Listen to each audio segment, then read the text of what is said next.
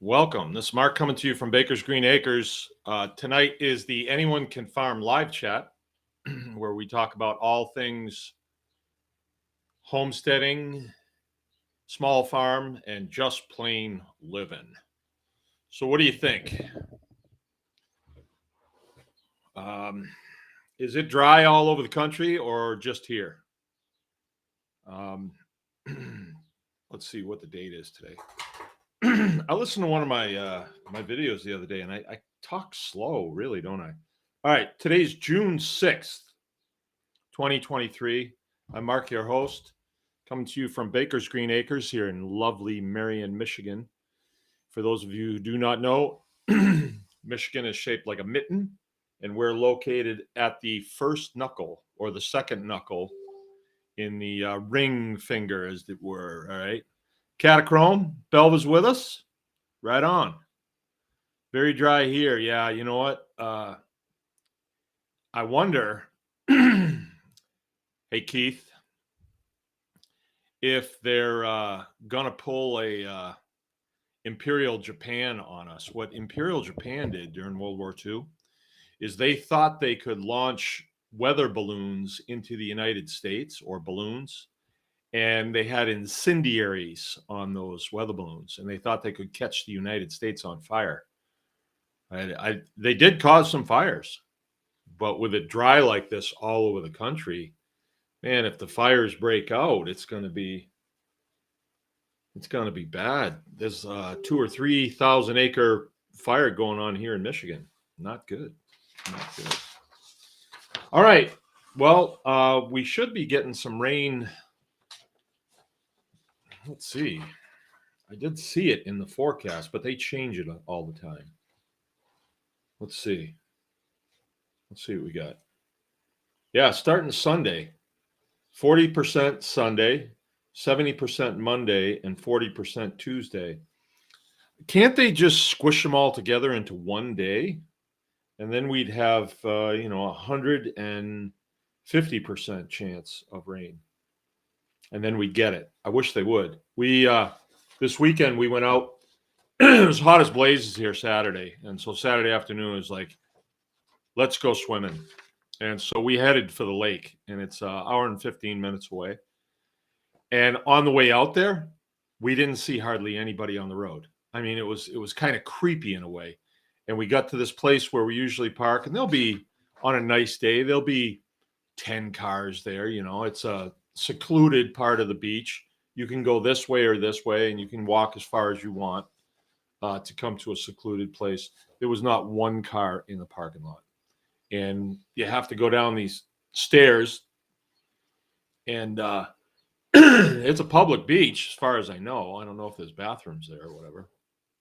But we went down there, and as far as we could see this way and this way, we could not see anybody.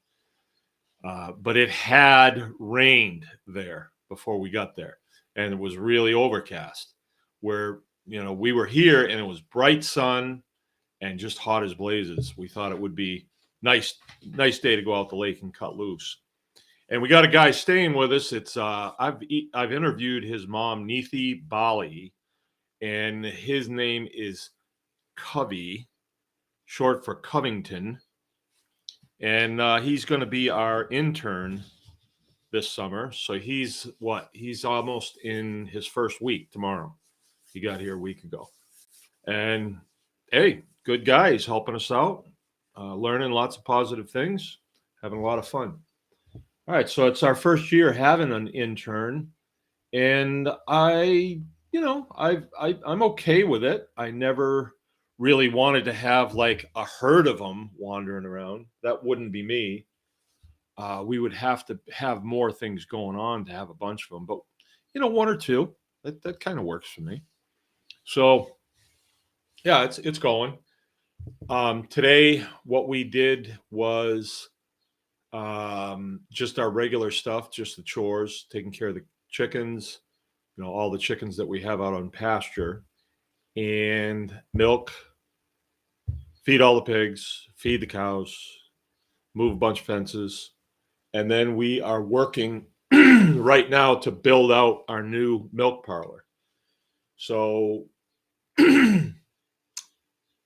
quite a bit of carpentry going on in there and moving concrete and things like that. So we had a pretty good day. And then we did some water line work this afternoon. So, all right. Our topic for tonight is, excuse me, I got a frog in my throat. Jay-Z's with us. Came to Mississippi and bring a water tanker. Come to Mississippi. Peter. Okay. Yeah. I hope that we don't have any more fires break out. Okay. So our topic tonight is creating an unpleasant environment. And this sprang from a conversation that we were having this morning with Covey here. We talk about things around the table in the morning, sort of like a roll call, like what we're going to do and why we're going to do it. And as you lead into these things, you find out more and more things about the way things work. And Jill said, that would be a good topic for tonight. And I said, perfect. I'm good with that. So before we get started, our show tonight is brought to you by Tribe Plus.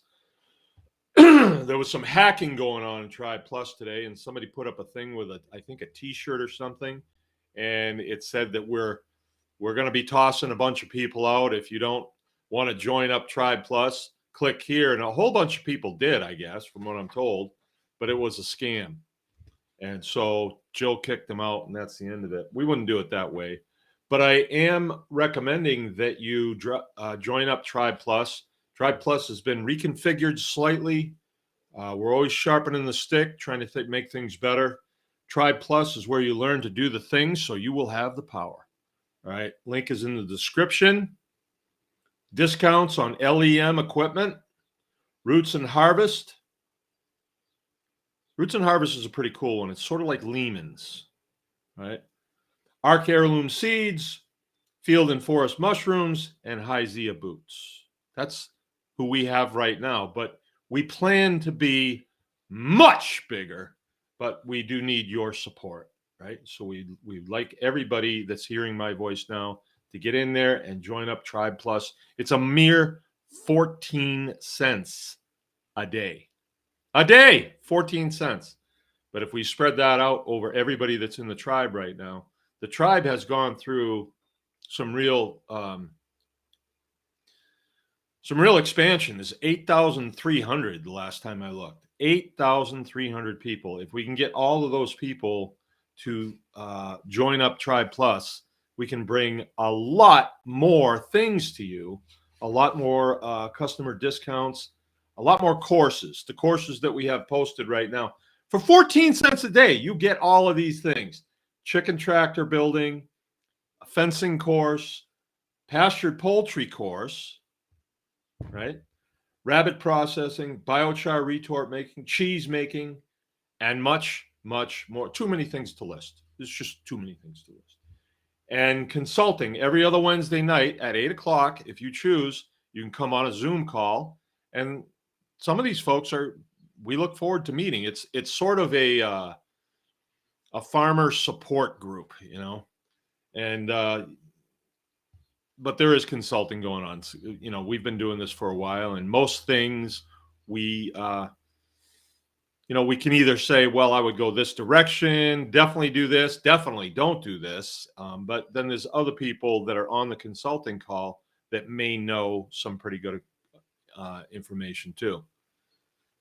So that's every other Wednesday night at 8 o'clock. And consulting's not cheap. I don't come cheap. All right. And much, much more. All right.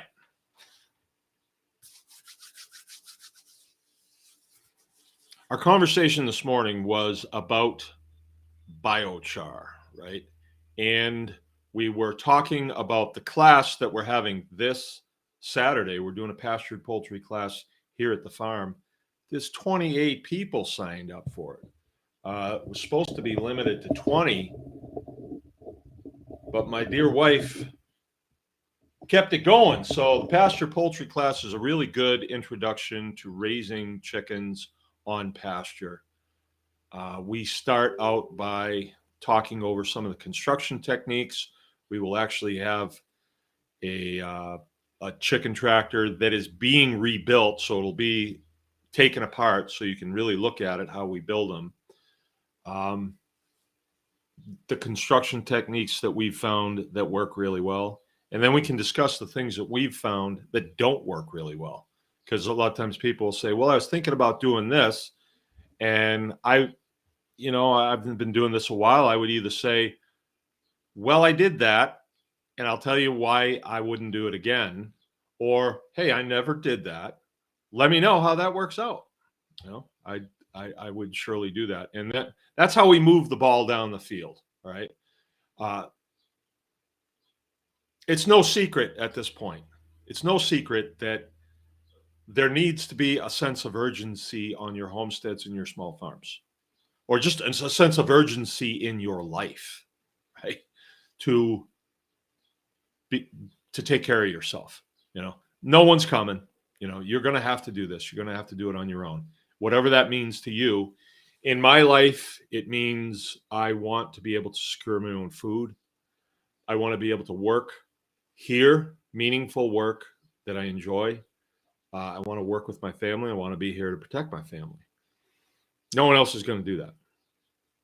We spend a lot of taxpayer money to people who should be out in front, but they are not, sadly. And that is one of the problems. Instead of them being in front, they're walking behind us. And that's the problem. That's the problem. And I will get into that a little bit tonight. So, what we are going to do in this class is we're going to talk about construction techniques. Then we're going to go into brooding, how to brood your chicks once you get them from the hatchery. They come in the mail. You can use the hatchery we use. We've had good luck with them. Or, you can hatch out your own or use a different hatchery. And I will definitely share with you when you're here why I use the hatchery I do. And not one of the big ones, the regional ones. I like to use a very local business if I can, and this one is as close to me as any of them. It's in the state, and it's about a 2-hour drive. I don't go and get my chicks, but I don't need to because they put them in the mail and they show up at the post office in really good condition every time. So I do not travel down there to get them. It'd be 2 hours down, 2 hours back. I don't really want to waste that kind of time. I'll let the mailman do that. Okay, so, all right, Inga's with us. Peter McWeild. All right, cool. Then we go out to the field and we go over some operational things, how we actually operate the chicken tractors. We're going to be pulling chickens out and putting them in crates, and those are the ones we're going to process after lunch. We're going to be doing quite a few. I think in the neighborhood of, if there's 30 people here, there's going to be in the neighborhood of 60 chickens we're going to process, which not really a big deal. We will be doing it a couple different ways. Some people have never done it before, and we want to give them the opportunity to see doing it by hand. Like if you're going to do 10 or so on a Saturday, just do them by hand. Not a big deal. We'll show you how we do it, that we had luck with it for years. And then we'll do a couple loads through the chicken plucker so you can see that. So we'll operate the chicken tractors. We'll show you how the water systems work, how we put them together, why we put them together the way we have, how we arrived at the place that we are, how we administer feed, what we administer, how we arrived at that. Then we'll swing over by the biochar area, because one of the mainstays of our pastured poultry operation is biochar. Because, and this was the conversation this morning, because where we live in Michigan, there is a protozoa in the soil known as coccidia. And when they get out of balance in your chicken, like there's too many of them in your chicken, out of balance, you have coccidiosis, which will actually kill a chicken if you don't do something. And the conventional way of thinking, like if you go to the feed store and there's somebody there that's been there a while, and you say, well, my chickens have bloody stools. What do I do? Oh, they have coccidiosis. You need this stuff. And the chemical is amprolium, and the company that makes it is called Corid, right? And I think we checked on that last time. I might as well. What the heck? Check it again. It takes 2 seconds and see what it was. And I'm here to tell you, we've used a lot of it, a whole lot of it. Not in 15 years, though.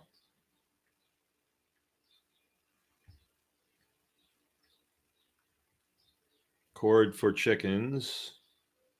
Okay, here it is right there.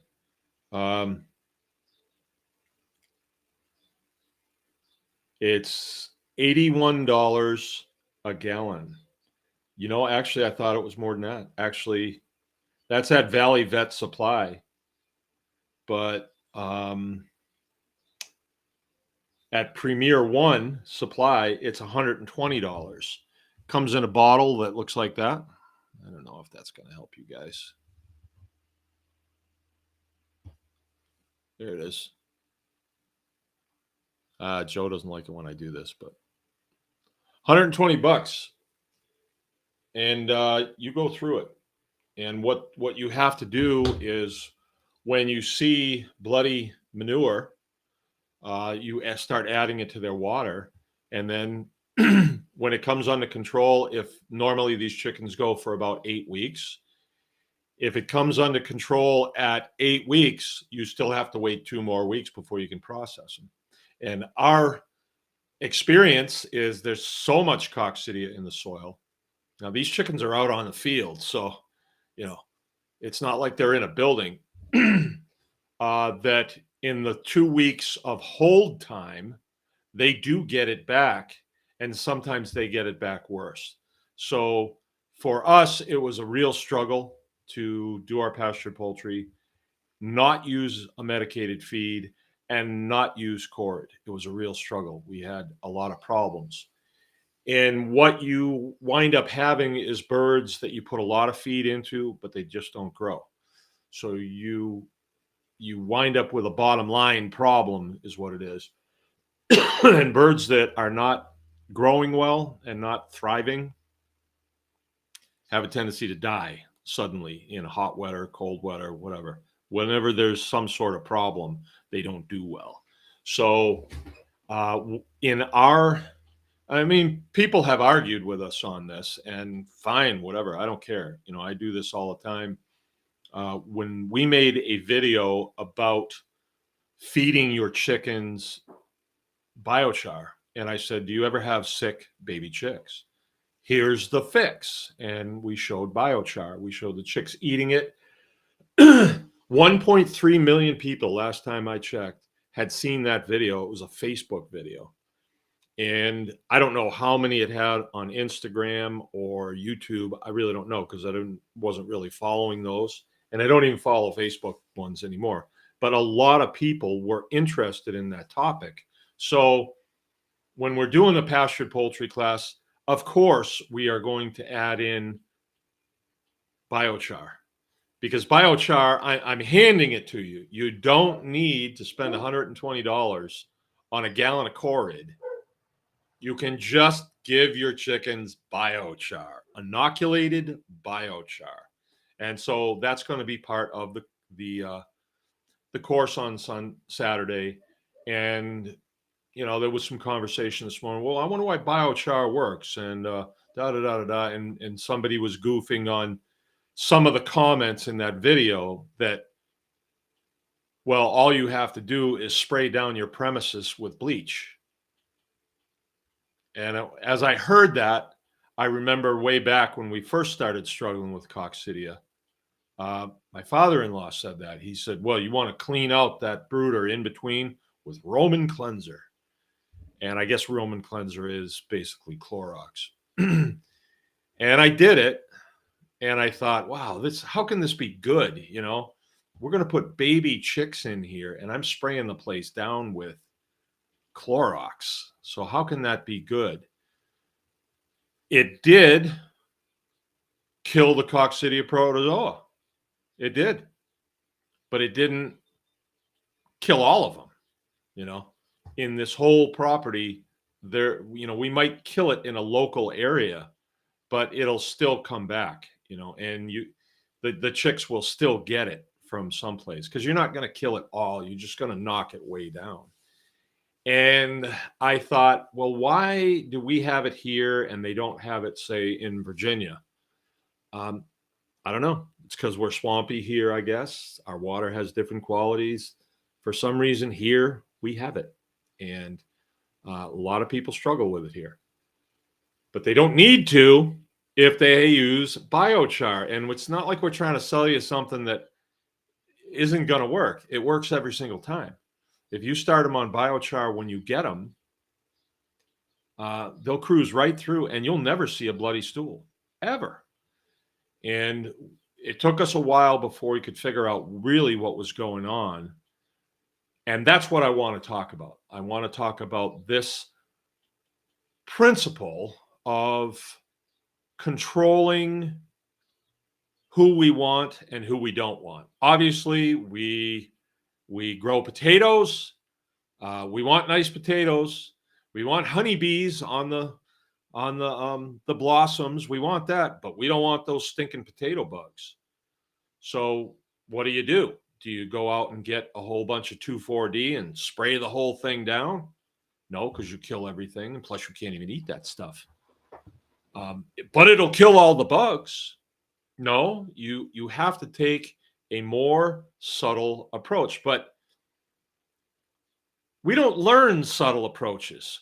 We don't. We learn, okay, you want the grass to be lower on the fence line, spray it with Roundup. Kill it. Well, that's not too subtle. And what is that doing to the environment that I live in? Should I be doing that? I say no. I say spraying the inside of your chick brooder with Clorox. I say no. I wouldn't spray down the inside of my kid's crib with Clorox. I wouldn't do that. I don't know. I don't think I'd use Clorox in there. It's too toxic, So there's got to be a better approach, and we have found that better approach, and it is biochar. So here's how biochar works when you're treating your chickens. I know you guys have heard me say this a long time, and this isn't really a presentation on biochar. However, the way biochar works in chickens is we inoculate the biochar, and biochar is not the same as just charcoal. Definitely not. Biochar is it's wood or anything else that's carbon based. So you can make it out of bone, seashell. You can make, well, I don't know about seashells. Anything that's carbon based, you can biochar it. An old loaf of bread, you can biochar that. And what it is we have a device called a retort, and we put carbon-based materials inside of that. And there's a burning process that we go through. It's a design that's out there. It's the 50-30 design. Only we've tweaked it and scaled it up and made it work a little bit better. But the 50-30 design will work just fine. It just doesn't make a whole lot every time.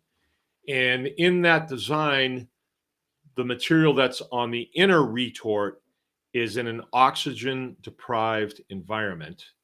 And it's extremely high heat. And everything that's in there that isn't carbon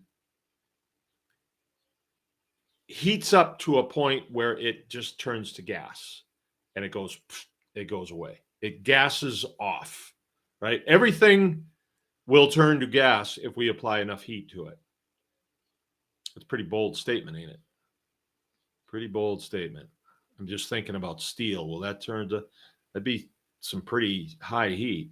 I don't know about steel, but Wood, if we apply enough heat to that, it will gas off and everything will be gone.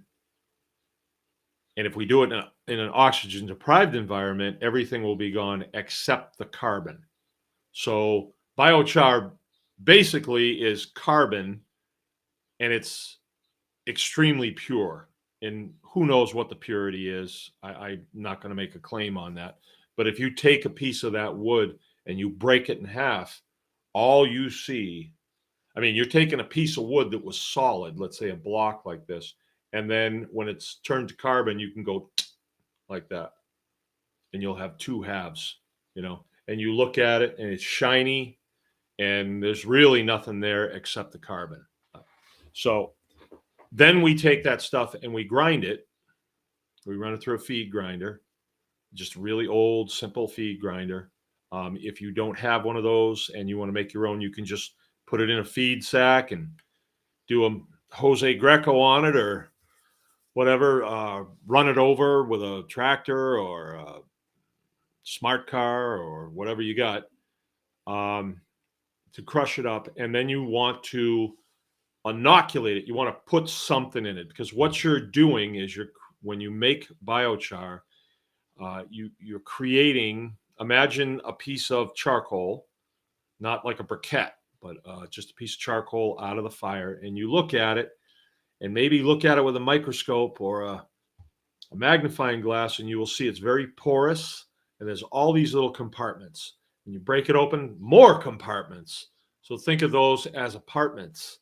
And they're going to be occupied with microbiological life because it's carbon. And I don't know why, but they're drawn to carbon. I don't know why. I could I could speculate, but I don't know if it's actually true, but hey, trust the science, whatever. We'll just say whatever we want, right? But it'll be filled in with all that microbiological life. And a lot of what's in there is bacteria. And bacteria is food for protozoa. So protozoa are like pretty big fish, and they're always looking for bacteria to gobble up, and then they manure out soil. So it's a really neat situation that's going on. A compost pile will be full of bacteria. It will be full of protozoa. And there's many, many different types of protozoa, but the one that we have here that gives us a hard time is the coccidia protozoa. And what happens when it gets out of balance in the chicken is the coccidia starts to eat the chicken. Yeah, and that's where the blood comes from, and it lines the inside of the chicken's gut, and then the chicken cannot uptake any nutrient from the feed that it's getting, and they're eating all day, but they're starving, and they're just pooping out the feed that they ate. They're not taking anything out of it, so it puts them in a perpetual scouring situation. Diarrhea in humans, but in animals it's usually called scouring. Like nothing sticks to their insides, it just runs right through. So when we inoculate the biochar, we're putting food for the protozoa, and the chickens are eating it. So we just crush it up, we inoculate it, and that's another thing we're going to go through is how to make your own inoculant. There's many, many ways to do it. This batch of inoculant that I just made seemed to be really nice. I took a feed sack. I put in some fresh manure. I put in some composted manure. I cut a whole bunch of branches off trees, and I just chipped them up with a machete, just like you're cutting carrots or something on a cutting board, like that. Whole bunch of them too. Like I had a whole bucket full. Stuffed them all in there. A bunch of weeds from the garden, so-called weeds. Hey, they were growing really good. So whatever's making them grow, I want that in my inoculant. Put that in there, and then I immerse that in water in a barrel that is plastic and black in color. So I'm taking advantage of all the solar heating that's going on, and the water in there turned the same color as this coffee right here. And it was a little on the stinky side. I made way more than I need for my biochar operation, but for something else that I'm working on, I got plenty. Right? I got an idea. When I say I have an idea around here, it strikes fear into the hearts of mortal men. But then that inoculated biochar is bagged, and the bio life that's in there, the microbiological life that's in there, it propagates, right? So we put it in a zip sealed bag, and you'll see condensation on the inside of the bag. It's full of life. And we give that to the chickens, and instead of killing the protozoa, instead of killing the coccidia protozoa, we just put the gut of the chicken in balance. We balance it out, right? And then we don't have a problem. But that's not how pharmaceutical companies think. They think we got a guy in the gut of that chicken that is causing that chicken to get sick. Kill it. Kill it now. Right? That's the way they think. We think that way too. We do. I mean, think about it. You got flies in your house. Oh, spray this house down. Kill those little sons of guns. Maybe that's not a good way to do things, because we're constantly putting poison into the environment. Okay. So I was trying to explain this, and I wasn't quite getting it out like I just did. And I said, let's say that the wheels fall off society. And you know what I mean. All the things that they're threatening right now. Oh, we're going to have a war with Russia, and we're going to do this, and we're going to do that, and food shortages, and now it's droughty, and it's forest fires, and on and on and on it goes, right? So we have this feeling that the wheels are going to fall off, and our homesteads are going to save the day. They're going to feed us. They're going to give us something meaningful to do, keep our morale up until, whatever happens goes away, and President Trump comes back and starts running the country again, or Hillary Clinton, one of the two, or Barack, I don't, I'm just kidding. But I think our homesteads can sustain us. I've said that, and I mean it.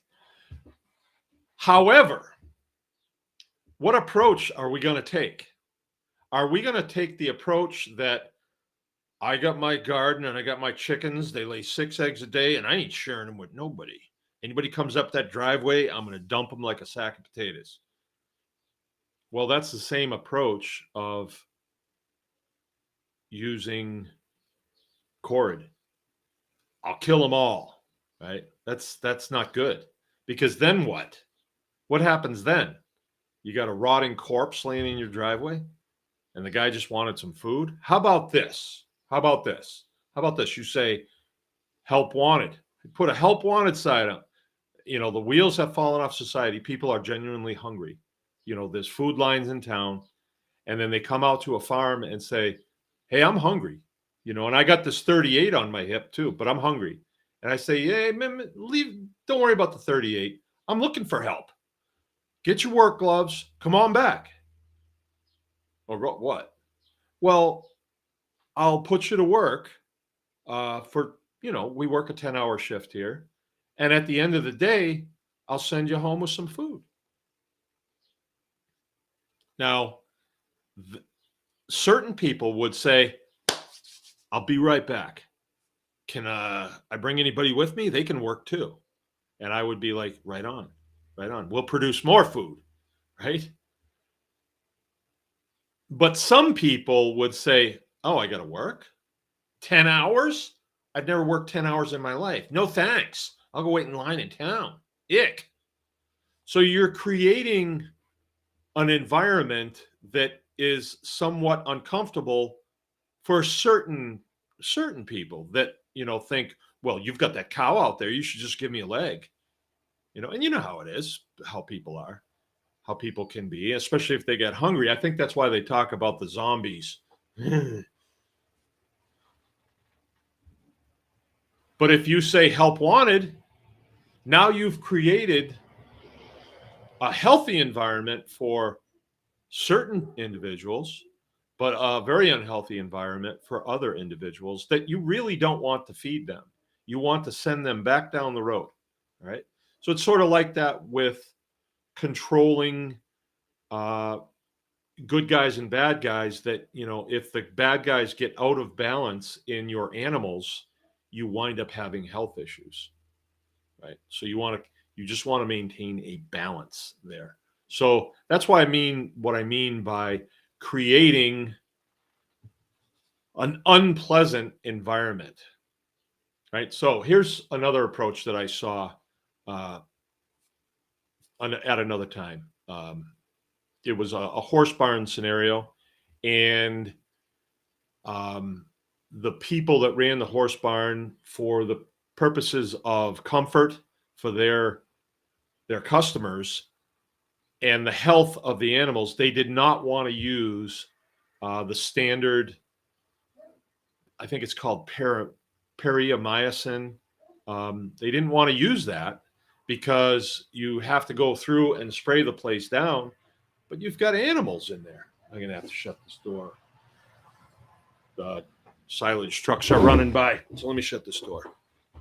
Hold on.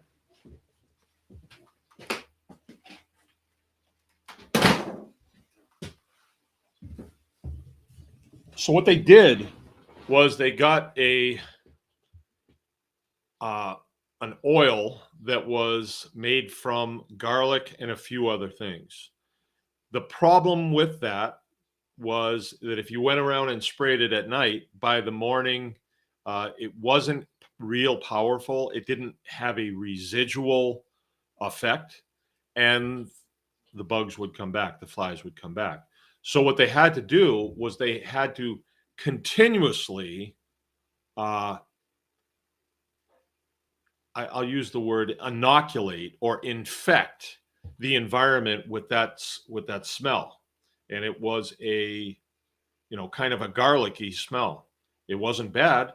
And what it was constantly, just a little at a time. Just every so often there was a little machine that would go, and you'd hear it. What the heck was that? And if you caught it, you'd see a little mist come out. And what that did was it created an unhealthy, an unpleasant environment for flies. So if a fly was hatched in there, the fly would say, I'm out of here. I'm going outside. I don't want to be around these horses. This is unpleasant for me. And so he would take his eggs and go outside and lay them. And then it was an unpleasant environment, so they would not come back in. But it had to be continuous, right? Continuous, unpleasant environment. And so we thought about this with, okay, so what do regulators and flies have in common, right? They both eat manure? No, that's not it. They're both kind of parasitic in nature, right? So when you get down to it and you look at a parasite, right? And, I'm always talking about government weenies, Department of Ag people that are just kind of parasitic. They don't really produce anything, but they want to control people. They got a good dose of education that makes them think they're smarter than anybody else, and they're really not. They don't really know how to do anything. Well, how do you, just like flies, how do you keep them away? How do you keep them away? And I believe that it's using the same tactics that they use, right? Like their tactics are, we'll shut you down. I'll never forget that when I first got here. It wasn't like we were even in a fair partnership. They were threatening to close my business if I didn't do what they wanted them to do. This was a guy from the USDA. His name was Mike Comrie. I'll never forget. I'll tell you the story. This is how it went. I'll never forget this. When I built the shop, I had their list of rules, specifications, and I was a big rule guy then. I was just getting out of the Air Force, and the regulations. Okay, I'll meet them, right? And when it came to lighting, it was wasn't very specific, and I put in the lights that I could afford at the time, and they were going to have to be good enough. And this guy came; he was doing an inspection to get my initial certification, and he says, those lights need to have covers on them. And I said, no,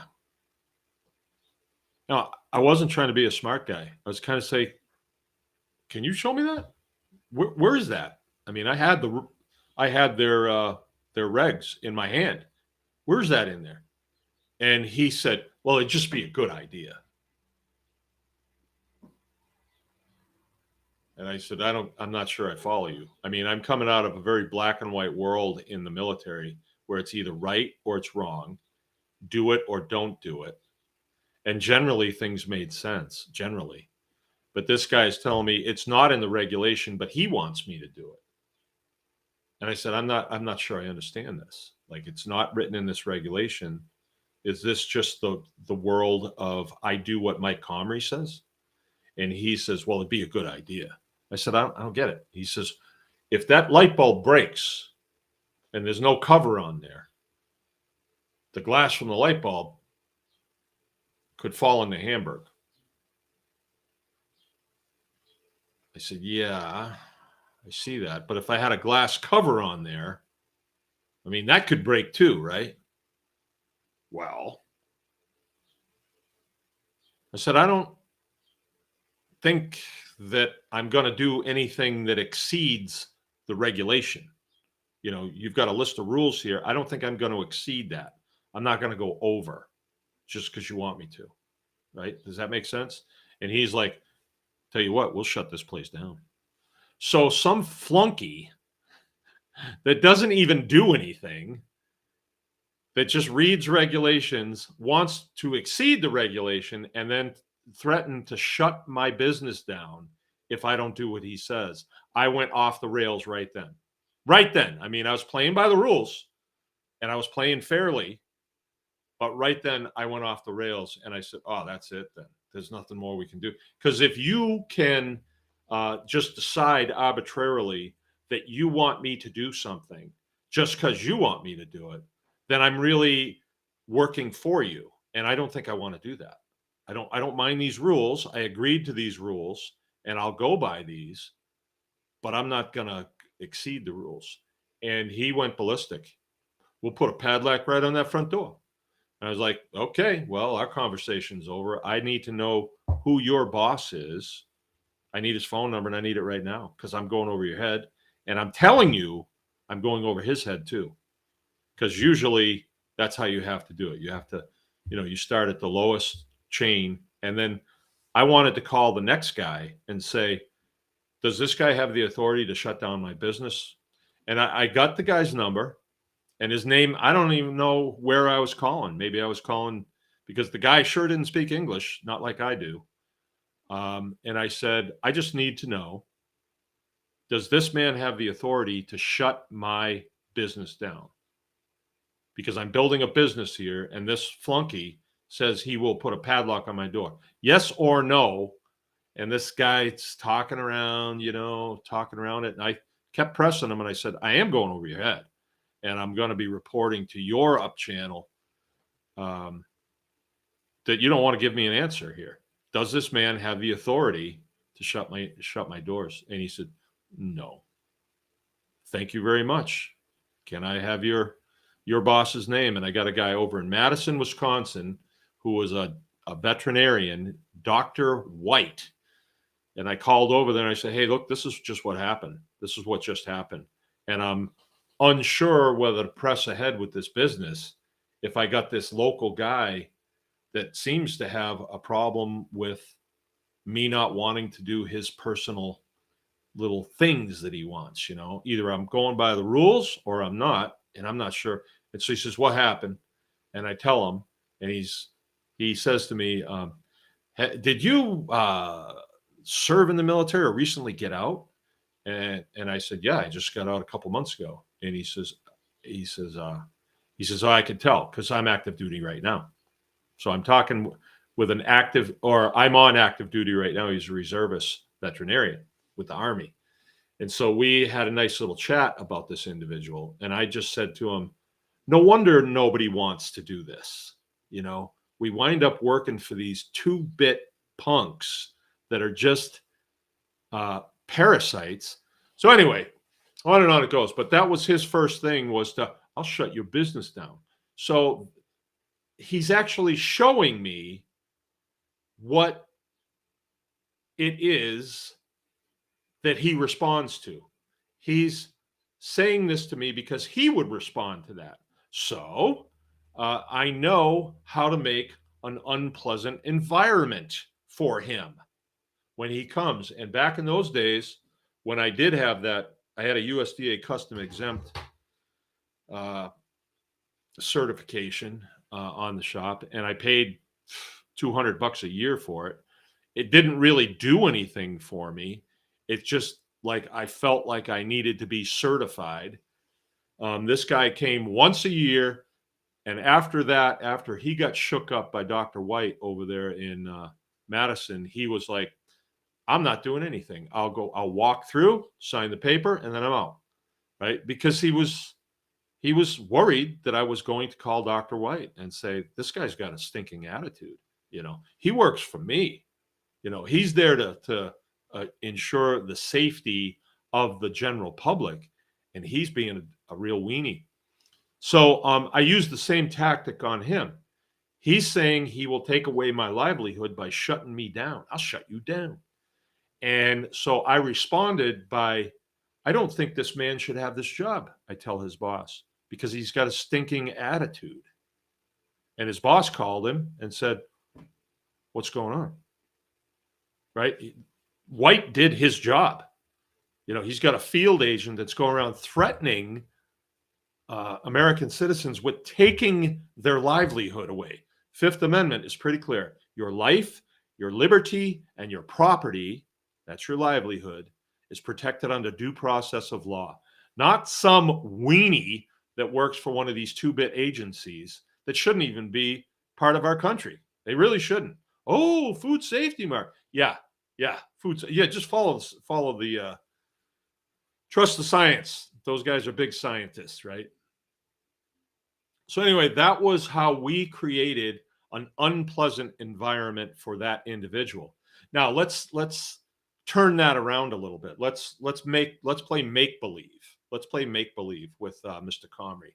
Let's say that when he said to me, you need to put covers on those lights. Let's say I did it. Oh, well, that's not in the regulation, but if you want me to, I will. If it makes you happy, I will. Well, what's he going to say next time he comes? And actually, he never did say another. We didn't hear a peep out of him. He's passed away now, I guess, so it's probably not good to talk about him like that. But the MDA, the Michigan Department of Agriculture lady, she was a basket case. Holy smokes. And here she was, the one that was inspecting my facility. We still had her coming through, but only if somebody else wanted to certify in our shop. Other than that, we just wrote them a check every year, and then we were MDA certified. So they were getting a check. That was nearly $200 for nothing. They didn't provide any service, but you know, they're parasites. They usually don't provide you with anything. They just take, right? But she was here one time. Her name was Laurel Sorensen. I'll never forget her. Unbelievable. And she was here one time and she said, okay, everything looks pretty good, but that chair has got to go. And I said, what's the matter with this chair? I like this chair. It was like a stool. And at one point, the wicker top on it had fallen through, but it was still a nice stool. So I took a piece of particle board and I cut it round, and I put it on there and I screwed it down. And after, you sit on it a million times and it's handled with bloody hands and things like that, it didn't look so good. But, and she didn't like it. And she said, it's got to go. I'm going to annotate on this form that I'm asking you to remove it. And could you please send me a picture of the shop with it not in it? And just to humor her and get her out of my face, I complied. That was the MDA inspector that came here with state police and a USDA inspector with a search warrant and wanted to search my property. Whereas if at the time I had said, I'm sorry, Laurel, that's not part of the rules. Nah, run along. If you want a showdown on this, I'll definitely go. But no, I'm not going to get rid of that chair. But because I complied with her, she was like, I got this guy. He's doing what I say. And I never did get rid of the chair. I just took a picture with no chair. I liked that chair. And I knew she was never going to be back again. Because that whole business of certifying other people in our shop, we didn't like that because we just didn't like it. We just weren't going to do it again. So anywho, let's see.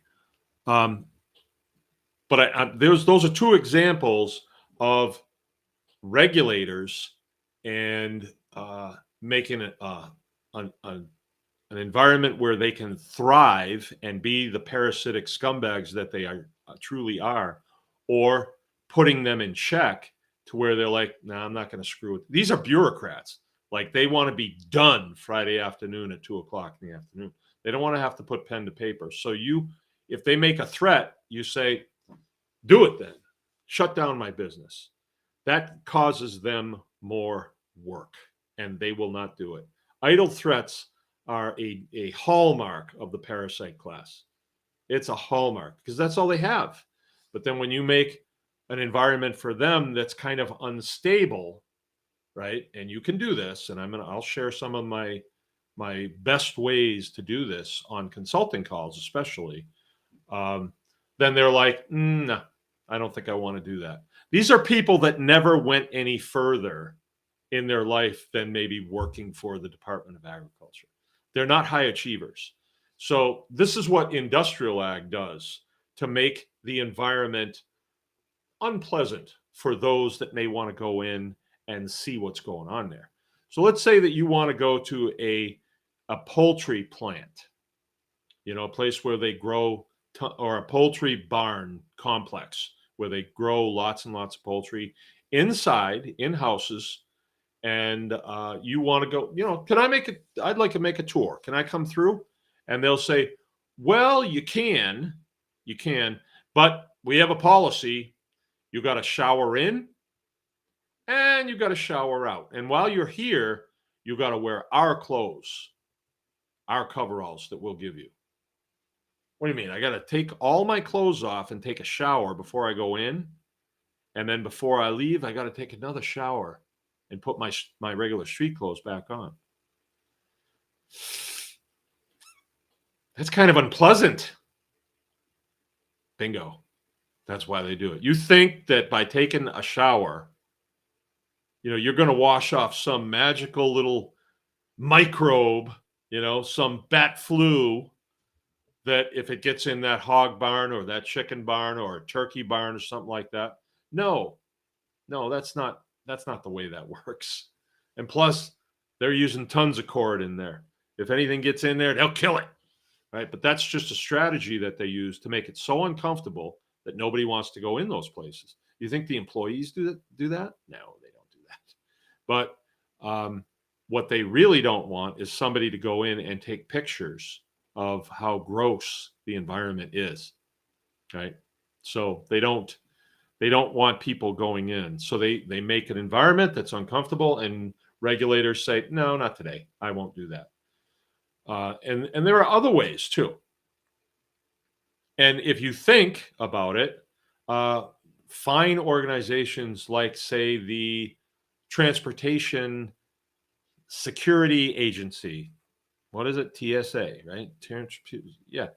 Um, if it isn't painful enough to write a check for a plane ticket, right, and then contemplate getting on that thing that is being maintained by,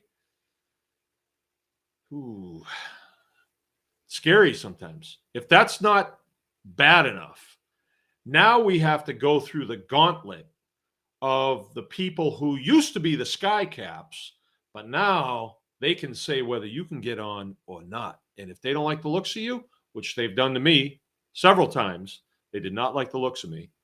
And I can tell why by looking at them. I know that they think that I'm oppressive and all that stuff. They did not like me, and they made it they make a very unpleasant environment. It doesn't always happen this way, but usually it does.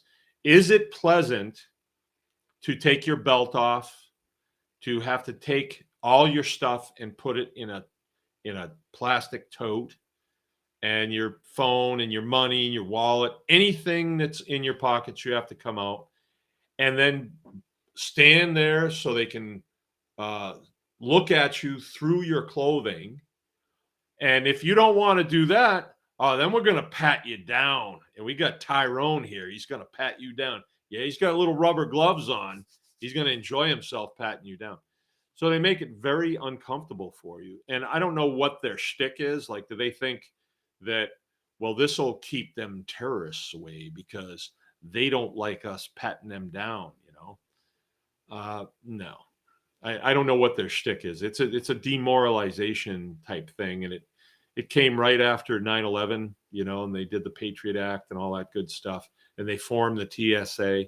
What was this all about? You know, is it the TSA that's actually preventing people from blowing up airplanes? I don't think so. I really don't. And I'll tell you something. Here's a story. I was going out to California, and I was going to be speaking at a Weston A. Price deal. And we know the lady that runs that. Her name is Sally Fallon. And she had commented to me one time that, gee, I'd like to try some of your pork fat. And I was like, hey, next time I come, I'll bring you some. So I brought a jar, just a little tiny jar of pork fat. It was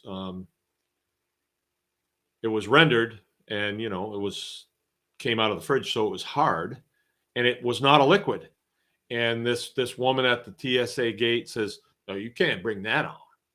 And I said, "Well, the rules here say that it's if it's liquid, this is not liquid. You can look at it. That's not liquid. It would be sort of like soap." And she said, "I'm not going to say what she said because I don't want to give away. I don't want to give anything away." But anyway, she was a real wiener, and it was personal with me. She was going to mess with me. However, I had a block of pork fat this big that was cryovac, and when you look at it through under the X-ray thing, if that didn't look like a chunk of C4 explosive, I don't know what did. She didn't even notice it. Didn't even notice it. Right through. So I think that they're there to just kind of mess with people. Some of them are good. You know, they can't all be bad. You know, some people just need jobs, but they do create a very unpleasant environment, taking your shoes off, slowing everybody down, you know, getting x-rayed and all that stuff. Very unpleasant. And so the man uses those things, and we can use those things too. And let me tell you how. Like, you're on private property. Where you live is private property, and you get to say who comes on. You may think that it's not like that, and every time I turn around, I hear somebody say that, well, the U.S. Constitution, they've really watered that down. Well, they try to water it down, but you don't have to allow that. And so if there is ever any issue, like with a regulator or something coming on your property, you can require many things before they gain entry onto your property. I don't even care if they have a warrant. You just say, no, we're going to need positive ID off you. I don't allow weapons on my property, so we're going to pat you down. I'm sorry, I don't have a matron here. You're going to get patted down thoroughly, and either you comply with it or you don't get on. And usually they say, well, you're not touching me. Well, then you don't get on. It's my property. You don't get on unless you comply with my stuff. And every time I would make it even a little bit more uncomfortable, so that they would say, forget this. I'm getting paid $45,000 a year and going to be abused by this psycho. You see, you've just made an unpleasant environment, and we can make it far more unpleasant than that. And usually they say, forget this, because they're not dedicated to their job. Unless they want to mess with you, unless somebody, their up channel, their chain of command has said, screw with this guy, which we've had that happen. And you can tell when they come that they're between a rock and a hard place, You're going to make it unpleasant, and they're going to say, I don't think we want to do this. So it works with all kinds of things that you don't want to come on. So let's say that you have you do pastured poultry, and you have these doggone coons coming on, right? Well, you can sit on the barn roof with a high-powered rifle and a night scope, and you can start greasing them, but you're going to be up all night long. And as soon as you doze off, here comes one, right? And they can do a lot of damage. Not just coons either. You'll be possums are bad. Nighthawks are bad. Great horned owls are bad. And you can't shoot everything. It's like coccidia. There's so many predators that live in the vast forests that you can't shoot them all. You just have to make the environment unpleasant for them. And they'll say, I think we'll go next door. Let's go to Mark's neighbors. I don't like it here. There's things here that we don't like. So our dogs, our Great Pyrenees dogs, they're livestock guardian dogs. They haven't brought back a dead body in quite a long time. There was a possum this spring that got brought back because possums play dead, and so the dogs pick them up and then they bite them and crunch their skulls and stuff. So there was a possum, but generally our dogs are just out there walking around, so they leave their scent and they bark. And those animals that would love to come and have a chicken dinner are just like, nah, we don't want to. We're taking a passive approach instead of an active approach. The active approach would literally be barn roof with an AR-15 with a good glass on it, and night capabilities, which I contemplated it. It's like, but that's not the approach that you want, because you cannot sustain night after night after night. It's not like you're going to get them all and then you won't have to worry about them. That's not going to happen. Even in an urban environment, you are not going to get them all. So you just want to make an unpleasant environment, and they will pass by you and go to the next place. Same thing with your coccidia. Same thing with your potato bugs. There's a soap. It's called Fell's Naphtha soap, and it's non-toxic. It's not like squirt it once and it's over. You got to keep hitting it, so it'll make it uncomfortable, and they will just go to someplace else.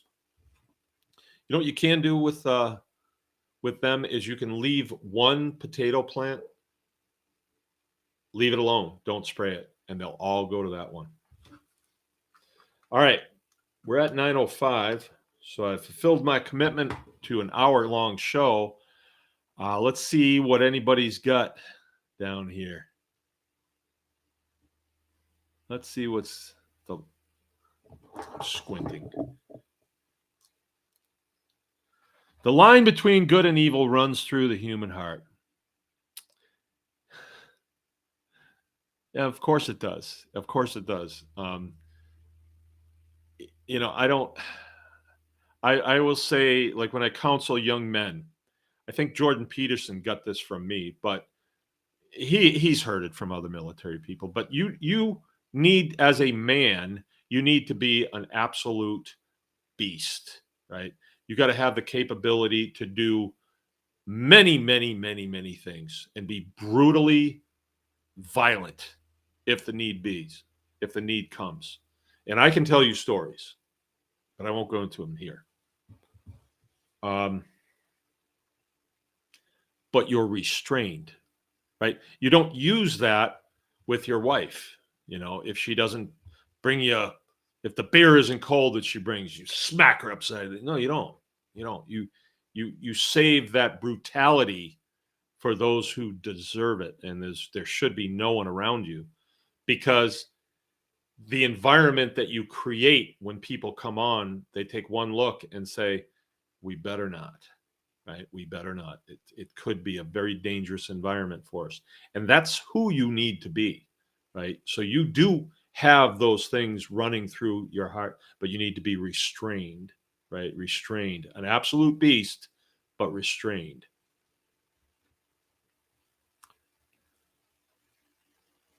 Okay. We don't have the kind of down and outer that they had in the Great Depression, in my opinion. It seems like back then strangers would work, but I'm 36, so my impression made up of here. But I'm 36, so my impression made up of hearsay. Yeah. Um, you know, I hear people say that, but I encounter really nice people most of the day. I didn't come across anybody today that I would think, "Oh, this guy's a jerk." I didn't, and I had to go to the lumber yard, and there's 3 people that work there. We're all friends. We all get along really well. I don't know what they think of me exactly, but we all seem to get along really well. Let's see. We had a couple customers come through today. Um, Yesterday, I had some old friends stop over that had moved out of state, and they moved back. Um, Correspondence on the phone today a couple times. I see good people. I do. I think it's a spell and incantation that has been put out there is, oh, these people don't want to work. Nobody wants to work anymore. You can't find anybody. I don't know about that. I don't know about that. I think the case is $10 ain't worth what it used to be, and nobody wants to work for $10, and nobody can work for $10 except a kid. Let's say if you have a wife and family to take care of, you can't be working for $10. You have to get more than that in order to make it these days. Price of fuel, price of food, price of insurance, all this stuff. You have to make better money than that. So, uh, all of my friends, let's just people that I know that are in this tribe, a lot of the husbands, they're working. The wives work too. They're all working. I don't know any of them that just don't work because they don't want to. So I think we do have good people in this country. I know we do. I am encouraged with who I see coming into the tribe now, and their sense of urgency and the ease of encouragement. All right, when you have somebody that has left a walk of life that they thought was going to be their ticket to the American dream, which included some real highfalutin college education, and now they're saying, "Yeah, but I think I'm going to homestead." Uh, and you're able to encourage them very easily. It's because they see it, right? I'm just reinforcing it, and me, same as the clerics. You come here and you can see that, oh, they really do this here. So I just being here encourages me. So we have the pastured poultry this weekend. It's the funnest thing. 30 people gonna be here, gonna be here for lunch too. It's the funnest thing because they're encouraged, they're leaning forward. I think we have good people in the United States. I really do. I think you see the dirt bags like on TV and a lot of times in professional sports. You do. They're just dirt bags. Hey, Nance. Nance is here. Nance doing a lot of things, a lot of cool things these days. I appreciate the pictures that you put up, all your endeavors. There's one that just took off.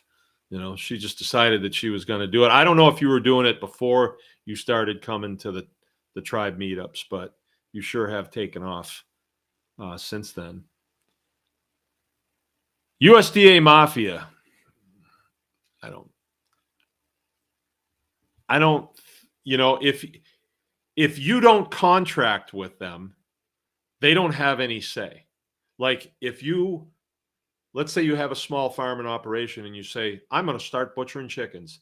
If you call them up and say, what do I need to do? You're an idiot at this point. Just do it. Just do it. It's a process.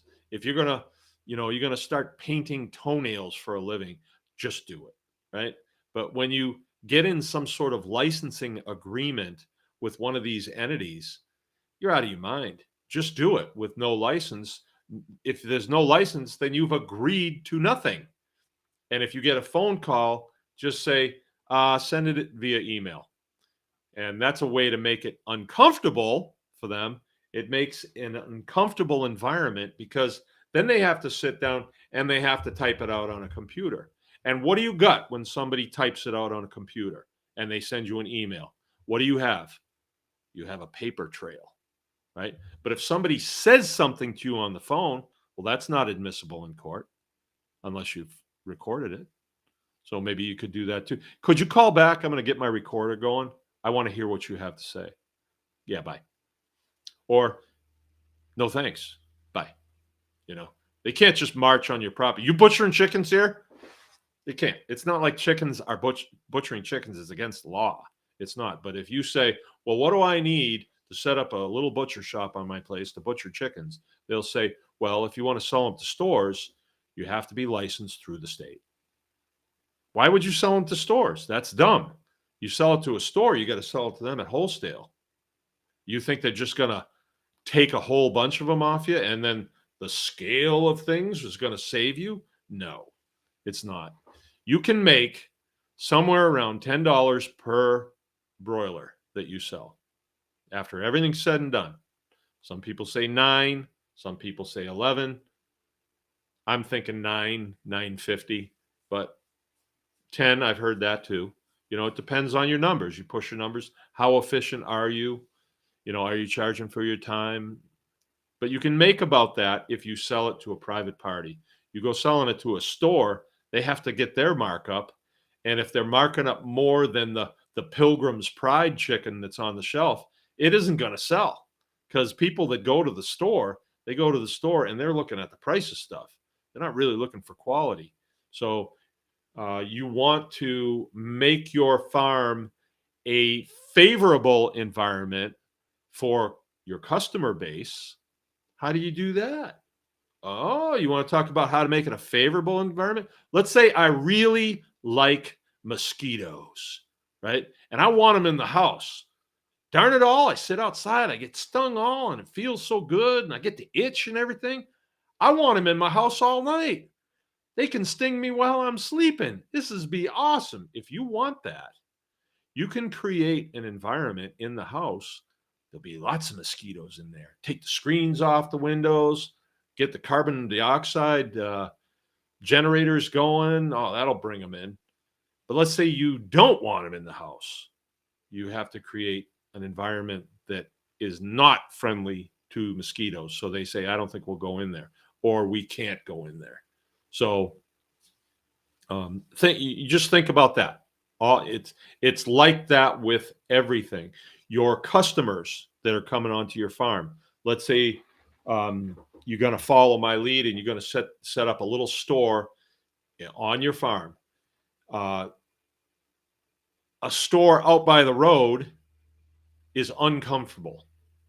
You stop by the side of the road and cars are going by and There's dust all over everything and exhaust and everything. Uncomfortable.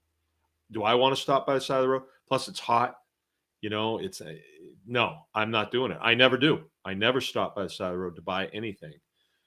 But if someone's got a nice little farm store on their farm, and I can drive in, park quietly, look around.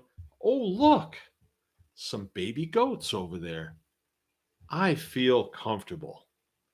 I think I'm going to shop around in your store. Oh, look at this. Is so nice the way you have this set up. It's cool in here. I got a bench that I can sit.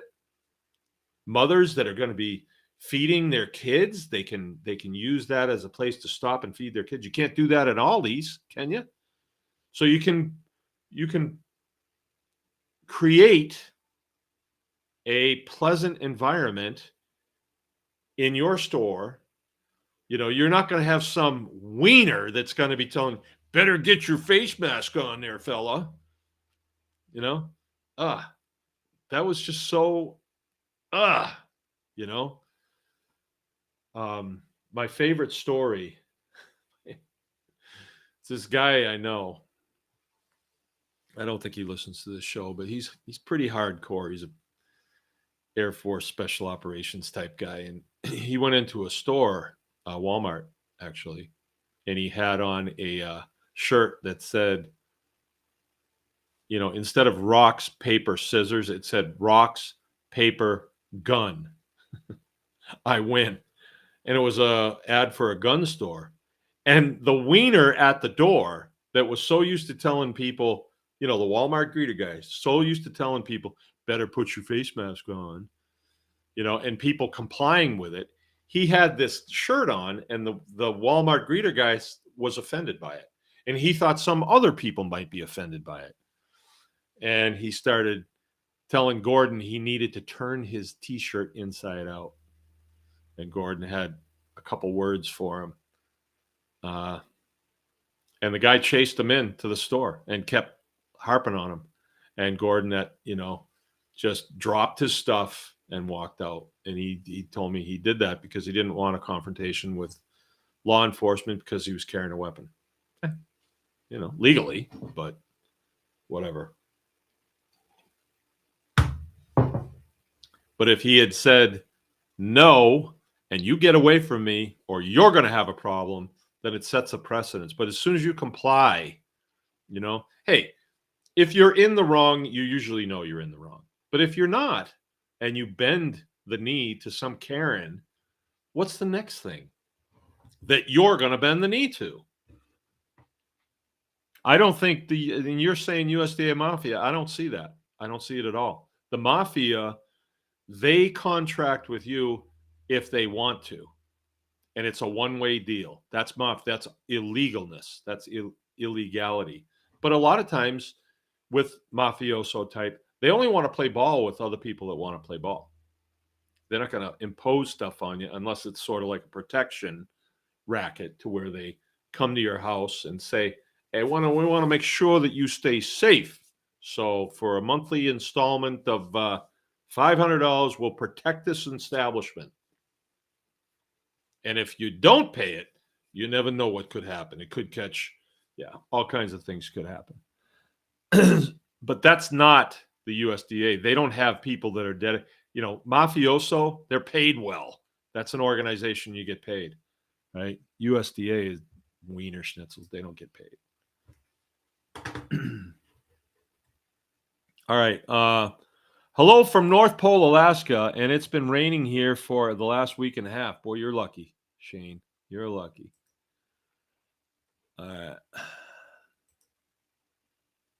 Sounds like stuff out of the documentary Farmageddon. That movie will make your blood boil. I have seen that movie. I actually know the gal that produced the movie. I know her. And there's a lot of things in there when you see them. They make me mad, but they make me mad because the people who were just going about their business, doing things, food things, didn't stand up to them. They just didn't stand up. There was a part in the movie where a guy was driving a box truck, and his job was to do what they call a drop. So he was stopping at a place, and all these mothers come, and he just opens the back of the thing and hands out the raw milk or whatever it is.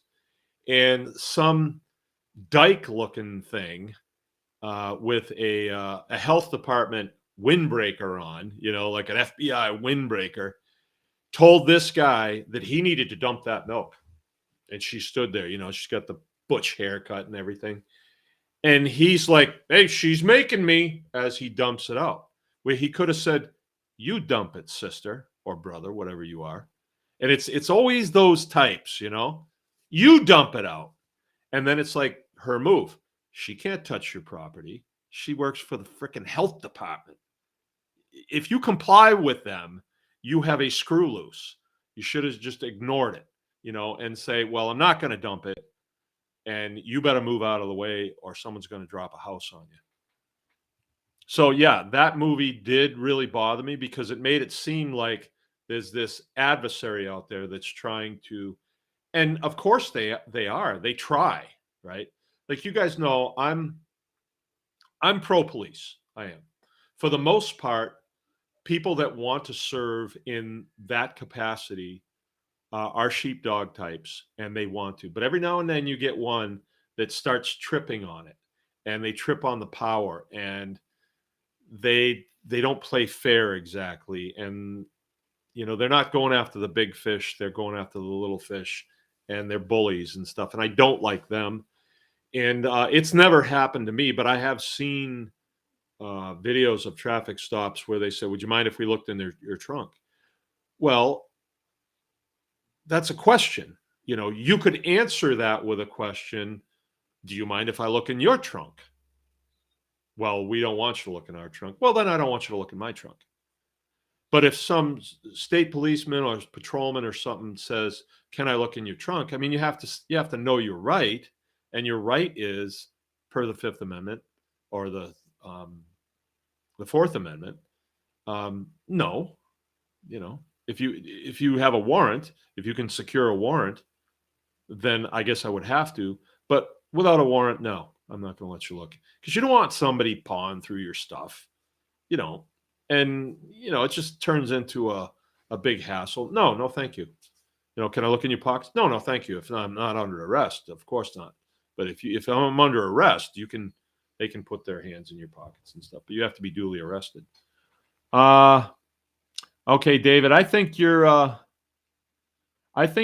defeated. I think you're a defeatist here. We are not a nation of laws, but a nation of political will, hence all the law breaking by political and enforcement class. You've given up. That statement shows me that you've given up. Like, I am living proof that we are a nation of laws. And if you care to, just Google my name and then DNR, and you will see what my family went through. And I was newly out of the military, and I thought, are we truly what David says? Because if that's the case, and we're not a nation of laws, then it's the Wild West. And I can operate in the Wild West. I mean, I'm good at that. But I don't want that. And that's not what I want, But if you think it is, I'm here to tell you that it's not. The political class and the law enforcement class, a lot of times, they do have a tyrannical bent, but that's because you don't stop them. You don't stop them. And what do I mean by that is, do you know your constitutional rights? Do you know the Bill of Rights? Do you know what the First Amendment is, Second Amendment, Third? And do you know how to apply that?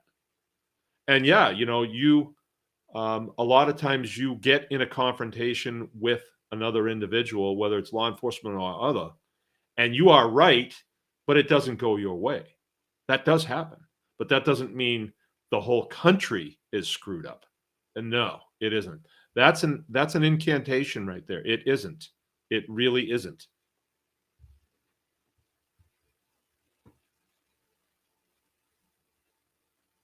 Yeah, trapping is passive. Do you grow any grain corn? No, I don't. All right.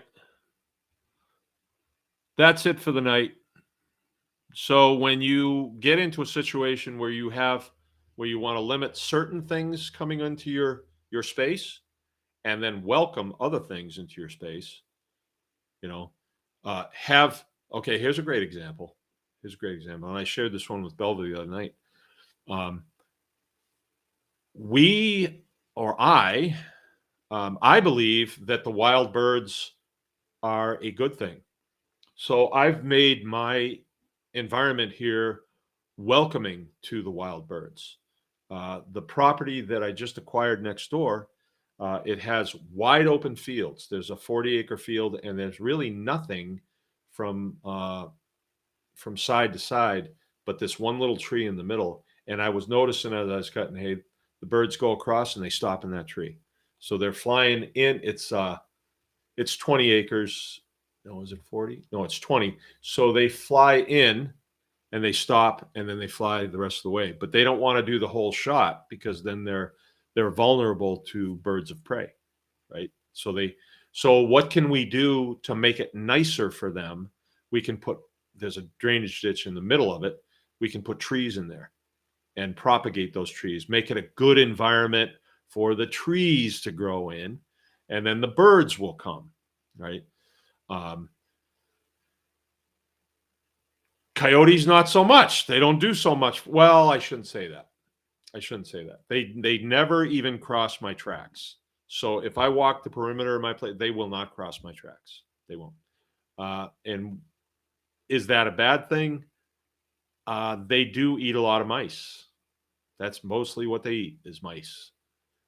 And ground squirrels, chipmunks, stuff like that. No, they're not killing kids. They howl at night and sound creepy to certain people, but I actually kind of like them. So, okay. I'm going to get going. For your information, this coming Thursday night, it's our interview night, and we're going to be interviewing no less than Joel Salatin, right? I've known him for years, and I have a show planned, all right, because I have so many conversations with him where it gets cut short. And so there's a couple of key conversations that I want to finish, and I've even brought them up with you guys, but I want him to expound on them. I've got about 4 things that I want to ask him, and our tribe is different than, say, what's his name? Like Doug and Stacy's tribe. Our tribe's different. We have people that are doing things that they are not doing, right? So if you listen to me, I have a certain way of doing things that Doug and Stacy don't. Or another guy is Justin Rhodes, or Melissa Norris. I like her. She's a Homesteader channel. I kind of like the way she communicates. Very different tribes, all right? But when you hear his take on some of the stuff that I talk about, I think it's going to be really interesting. I'll give you a hint on one of the things. Years ago, I heard him speak, and I think it was a podcast. And he was talking about, well, if it wasn't for regulations, a guy could milk 10 cows and he could make a really good salary and da-da-da-da-da. He went on and on and on. And I've always thought of that. And then only until recently did I start to understand there is a law, that says you can't sell milk to the end user. But think about that. It doesn't say that raw milk is illegal. It says that you can't sell it as the guy that produces it to the end user. That's a Michigan state law. It's an MCL, Michigan Codified Law. But there's so many holes in that law. And then when you look to see, has it ever been prosecuted? Why is it written that way? Well, if they wrote a law and it said raw milk is illegal, that would mean it's illegal to produce, it's illegal to possess, it's illegal to sell, it's illegal to transport. If it is an illegal substance, like crack cocaine, you can't produce it, you can't sell it, you can't transport it. No. It's illegal. It's a controlled substance. Raw milk is not and never was a controlled substance. They just have this law, MCL, it's illegal to sell it to the end user. Well, why did they write it that way? Well, they wrote it that way because industrial agriculture produces semi-loads of milk, and they're running down the road. If it was illegal, man, that'd be a big bust. Any state patrolman could pull it over. You got milk in there, and that's raw milk, and I know it. You're going down, buddy. But it isn't. It isn't illegal. And they are not taking it to the store. And even if they did take it to the store, they took it to the store. They took it right from the dairy over here north of me to Aldi's. Aldi's is not the end user. Aldi's is going to sell it to the end user. So they make a law and they say, you basically got to use a fence when you sell this stuff. So, I mean, not that we're ever going to wind up in a court of law on this, but let's say that we were going to. You could say, well, the cows belong to me as the owner of the farm. I sell it. I milk the cows, and the milk, I sell it to Jill. But she doesn't drink it. Nah, she resells it. Perfectly legal.